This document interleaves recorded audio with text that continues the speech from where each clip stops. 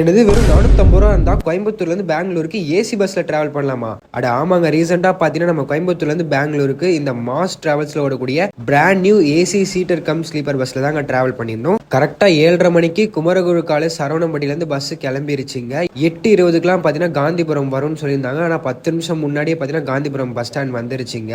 சரின்னு சொல்லிட்டு பஸ் உள்ள போய் பார்த்தா இன்டீரியர்ஸ்லாம் சும்மா லக்ஸுரியஸா இருந்துச்சு. பேருக்கு ஏத்த மாதிரி மாசாவே கொடுத்திருந்தாங்கன்னு சொல்லாங்க. பஸ் கிளம்புனதுக்கு அப்புறம் ஒரு 300 ml வாட்டர் பாட்டிலுமே கொடுத்தாங்க. நெக்ஸ்ட் நம்மளுக்கு பிடிச்ச கேபின் ரைட ஸ்டார்ட் பண்ணிட்டோங்க. நைட்டு பாத்தீங்கன்னா பெருந்துறை கிட்ட ஒரு ஹோட்டல்ல டின்னர் பிரேக் விட்டு இருந்தாங்க. அங்க ரெஸ்ட் ரூம்ஸ்மே அவைலபிளா இருக்கு, ஸோ யூஸ் பண்ணிக்கோங்க. இந்த பஸ்ஸோட ரூட் என்ன பாத்தீங்கன்னா ஈரோடு, தோப்பூர், தருமபுரி, கிருஷ்ணகிரி, ஓசூர் வழியா பாத்தீங்கன்னா பெங்களூர் ரீச் பண்றாங்க. இந்த பஸ்ல டிக்கெட் ஃபேர் எப்படின்னு பாத்தீங்கன்னா வீக் டேல 450 ஆகுதுங்க சீட்டருக்கு, ஸ்லீப்பருக்கு 550 ஆகுதுங்க.